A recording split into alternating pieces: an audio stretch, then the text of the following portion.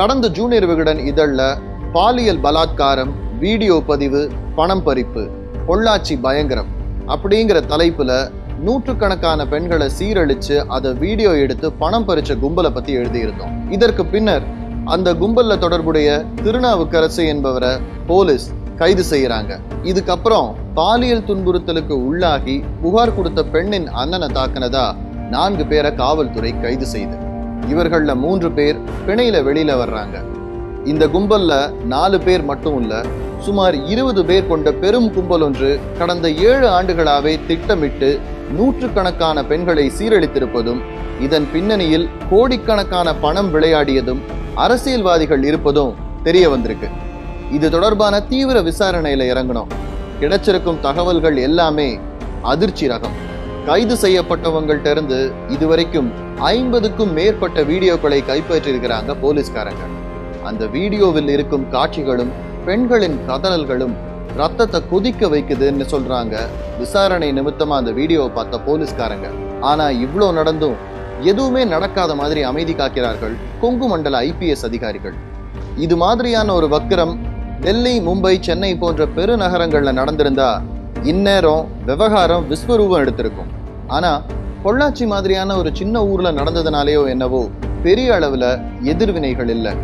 ஆனா இந்த பிரச்சனை வெடிச்சிராம தடுக்கிறதுக்கு காவல்துறையினரும் சில அரசியல் பிரமுகர்களும் ரொம்ப கவனத்தோட இருக்காங்கிறது தான் உள்ளூர் மக்களின் குற்றச்சாட்டே. புகார் கொடுக்கப்பட்ட பெண்ணின் அண்ணன் மீது தாக்குதல் நடத்தப்பட்டிருக்கு. இது தொடர்பா பெண்ணின் அண்ணனை மிரட்டியதா 4 பேரை காவல்துறை கைது செய்து. செந்தில்குமார், பாபு, வசந்தகுமார், நாகராஜ். இதுல நாகராஜ் பொள்ளாச்சி 34வது வட்ட ஜெயலலிதா பேரவை செயலாளர். ஆனா கைது செய்யப்பட்ட 3 நாட்களிலேயே எல்லோரும் பிணையில வெளியில வந்துடுறாங்க. இப்படி இருந்தா பாதிக்கப்பட்ட மற்றவர்கள் எப்படி தைரியமா புகார் கொடுக்க முன் வருவாங்கங்கிற கேள்வி எழாமல் இல்லை. இந்த வழக்க CBCIDக்கு மாத்தியே ஆகணும்னு திமுக உள்ளிட்ட எதிர்கட்சிகள் போராட்டம் நடத்திட்டு இருக்கிறாங்க.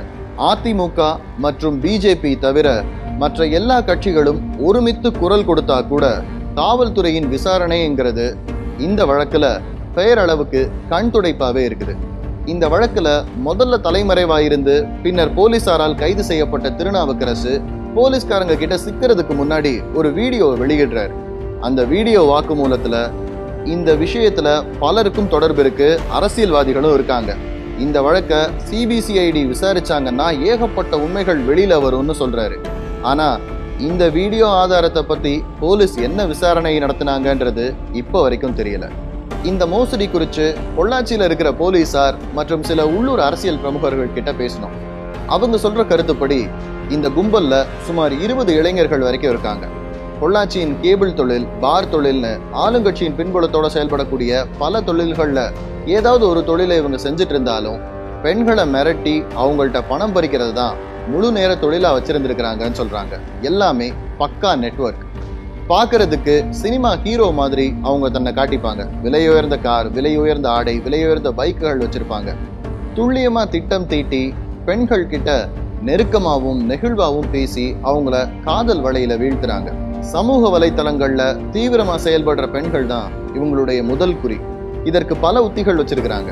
அதுல ஒண்ணு, பெண்கள் பெயர்ல ஃபேக் ஐடி தயாரிச்சு அந்த பெண்களோட நட்பாகிறாங்க. பின்னர் பர்சனல் விஷயங்களை மெதுவா இன்பாக்ஸ்ல பேச ஆரம்பிக்கிறாங்க. அது நாளடைவில் தொடரும் போது மெதுவா உடல் இச்சை சம்பந்தப்பட்ட சந்தேகங்களை இன்பாக்ஸ்ல உதிர்த்து விடுறாங்க.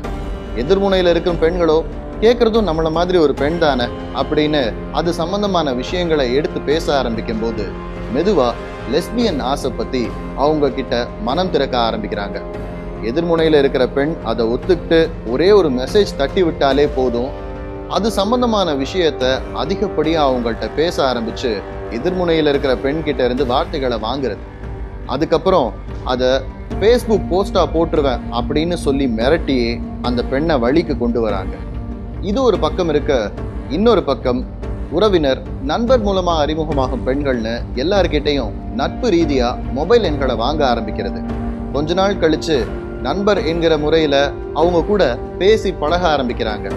காதலிக்க தொடங்கும் பெண்ணுக்கு தன் மேல நம்பிக்கை வரணுங்கிறதுக்காக தோட்ட பங்களாக்கு அவங்கள அழைச்சிட்டு போறது.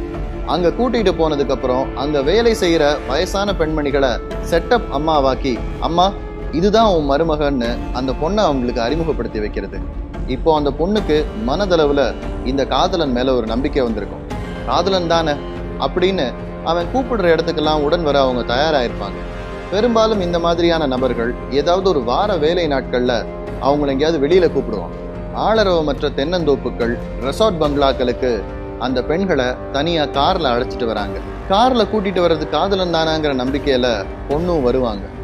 ஆனா அறைக்குள்ள நுழைஞ்ச உடனே காதலனே மிருகமா மாறி அந்த பொண்ணை சீரழிக்க தொடங்குறான். அதை வீடியோ எடுக்கிறதுக்காகவே ஏற்கனவே அங்க ஒரு கும்பல் ஒளிஞ்சிருக்கும்.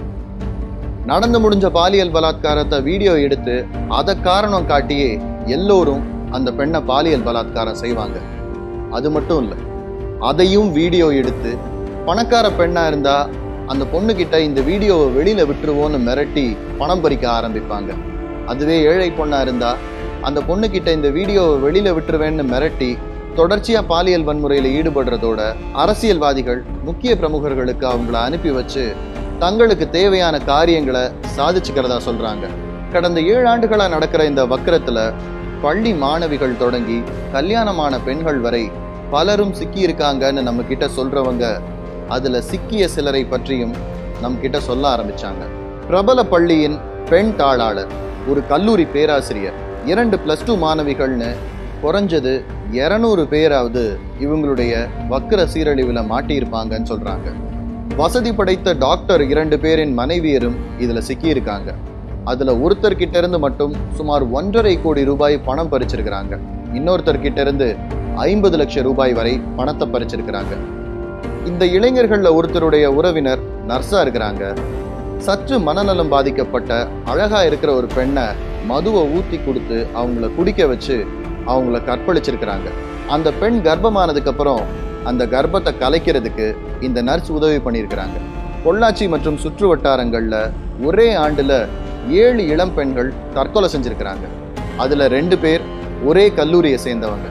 இவங்க எல்லாருடைய வழக்குகளும் காதல் தோல்வி, வயிற்று வலின்னு ஏதாவது ஒரு காரணம் சொல்லி முடிவுக்கு வரும். உண்மை என்னங்கிறத பத்தி யாரும் ஆராயவே இல்லை. இவ்வளவு அக்கிரமத்துக்கு அப்புறமும் இந்த கும்பலுக்கு ஆளும் கட்சியின் ஆதரவு பலமா இருக்குது. ஊரின் பெயரை அடைமொழியா கொண்ட ஆளும் கட்சியின் முக்கிய பிரமுகரின் 2 மகன்களுக்கும் இதுல தொடர்பு இருக்கிறதா சந்தேகிக்கப்படுது.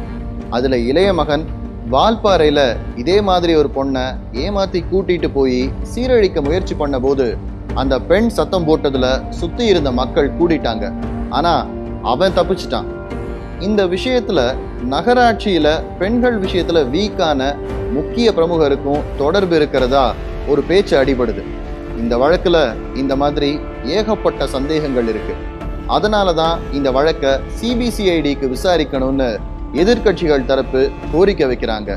ஆனா ஆளும் கட்சியான அதிமுகவும் அதன் கூட்டணி கட்சியான பிஜேபியும் இப்ப வரைக்கும் இந்த விஷயத்துல எந்த குரலும் கொடுக்கல. இதுதான் இந்த விஷயத்துல இன்னும் சந்தேகத்தை கிளப்புது. தேர்தல் நேரத்துல இந்த மாதிரியான ஒரு பூதாகரமான விஷயம் வெளியில வந்தா ஆளும் கட்சிக்கு கொங்கு மண்டலத்துல அது பெரிய பாதிப்பை ஏற்படுத்தும்னு திட்டமிட்டு இதை அமுக்க பாக்குறாங்க. உண்மையா விசாரிச்சா இன்னும் பல உண்மைகள் வெளியில வரும்னு கொந்தளிக்கிறாங்க உள்ளூர் பிரமுகர்கள். கைதான இளைஞர்கள் கிட்ட இருந்து அத்தனை வீடியோக்களையும் காவல்துறை வாங்கிட்டதாகவும் அந்த வீடியோக்களை வச்சு எதிர்த்தரப்பை மிரட்டி பணம் பறிக்க ஆரம்பிச்சிட்டதாகவும் எதிர்கட்சிகள் தரப்புல இருந்து சந்தேகங்களை கிளப்ப ஆரம்பிச்சிருக்கிறாங்க. பொள்ளாச்சி எம்பியான மகேந்திரன் எஸ்பி பாண்டியராஜனை நேரில் சந்திச்சு இந்த வழக்குல நியாயமான விசாரணை நடத்தணும்னு கோரிக்கை வச்சிருக்கிறார். இது தொடர்பா கோவை தெற்கு மாவட்ட திமுக செயலாளர் தென்றல் செல்வராஜ் கிட்ட பேசிய போது பொள்ளாச்சி மக்கள் இந்த நியூஸ் வெளியில வந்ததுல இருந்து தீராத மனவேதனையில இருக்காங்க. இந்த வழக்குல கைது செய்யப்பட்ட திருநாவுக்கரசு கைதாகிறதுக்கு முன்னாடி ஒரு ஆடியோ பதிவை வெளியிடுறாரு. அதுல இதில் அரசியல் தொடர்புகள் இருக்கு, என் உயிரே போனாலும் இந்த உண்மைகளை நான் வெளியில கொண்டு வருவேன், எல்லா கட்சியினரும் எதிர்கட்சி தலைவர் ஸ்டாலினும் எனக்கு ஆதரவு தரணும்னு ஒரு கோரிக்கையை வைக்கிறார். அந்த ஆடியோ வெளியானதுல இருந்து ஆளும் கட்சிக்கும் இதற்குமான தொடர்பு சம்பந்தமா ஏகப்பட்ட பேச்சுக்கள் அங்கங்க முளைச்சிருக்கு. பயங்கரமான பல கதைகளை சொல்றாங்க. ஆனா போலீஸ் இப்ப வரைக்கும் இந்த ஆடியோ தொடர்பான எந்த விசாரணையும் பண்ணல. விஷயத்தை அப்படியே மூடி மறைக்க பார்க்குறாங்க. நியாயமான முறையில் விசாரணை நடத்தி பாதிக்கப்பட்ட பெண்களுக்கு நீதி வழங்குவதில் காவல்துறை பாரபட்சம் இல்லாம நடந்துக்கணும்னு சொல்றாரு. இந்த வழக்குல போலீஸ் தரப்பு நியாயத்தை கேட்கறதுக்காக கோவை எஸ்பி பாண்டியராஜனை தொடர்பு கொண்டோம். அதற்கு அவர், இந்த வழக்க போலீஸ்காரங்க சரியா கையாண்டுட்டு இருக்கிறாங்க. பாதிக்கப்பட்ட பெண் புகார் கொடுத்த உடனே குற்றம் சாட்டப்பட்ட 3 பேரையும் அரெஸ்ட் பண்ணியாச்சு. தலைமறைவாயிருந்த திருநாவுக்கரசுவும் இப்ப போலீசார் பிடியில இருக்கிறாங்க. பாதிக்கப்பட்ட பெண்ணின் அண்ணனை வழக்க வாபஸ் வாங்க சொல்லி மிரட்டியதா திருநாவுக்கரசுவின் நண்பர்கள் 4 பேரை கைது செஞ்சிருக்கிறோம். இது ரொம்ப சென்சிட்டிவான விஷயங்கிறதுனால எத்தனை வீடியோக்கள், எத்தனை பெண்கள் இந்த மாதிரியான விஷயங்களை வெளியில சொல்றதுங்கிறது சரியா இருக்காது. பாதிக்கப்பட்ட பெண்கள் எல்லோருமே முன் வந்து புகார் தரணும். அப்பதான் இந்த மாதிரியான விஷயங்கள் இதற்கப்புறம் நடக்காம தடுக்க முடியும். அது தவிர இதுல வேற அரசியல் அழுத்தங்களோ தடங்கல்களோ எதுவுமே இல்லைன்னு சொல்றாரு. இது தொடர்பாக பேசிய பொள்ளாச்சி அதிமுக எம்பியான மகேந்திரன், மன்னிக்க முடியாத குற்றம் நடந்திருக்குங்கிறதுல மாற்று கருத்தே கிடையாது. கேட்கும் போதே மனசு பதபதைக்குது. எல்லா வீட்லயும் பொண்ணுங்க இருக்காங்க. மனசாட்சி இருக்கிற யாருமே இந்த மகாபாதகத்தை ஆதரிக்கவே மாட்டாங்க. ஆனா அதிமுகவுக்கும் இதுக்கும் சம்பந்தம் இருக்குன்னு பரப்பப்படுற தகவல்கள் முழுக்க முழுக்க போய். பெண்ணின் அண்ணனை மிரட்டிய வழக்கில் கைது செய்யப்பட்ட பார் நாகராஜன் என்பவன் அதிமுகவின் அடிமட்ட தொண்டன். அதிமுகவில் இருக்கும் கோடிக்கணக்கான உறுப்பினர்களில் அவனும் ஒருவன். இந்த வழக்குல குற்றம் சாட்டப்பட்டவங்க யாரா இருந்தாலும் அவங்களுக்கு கடுமையான தண்டனை கண்டிப்பா வழங்கப்படும். குற்றவாளிகளுக்கு தூக்கு தண்டனை வழங்குற மாதிரி வழக்குகளை பதிவு செய்ய சொல்லி எஸ்பி கிட்ட நானே நேரடியா போய் தெரிவிச்சுட்டு வந்திருக்கிறேன்.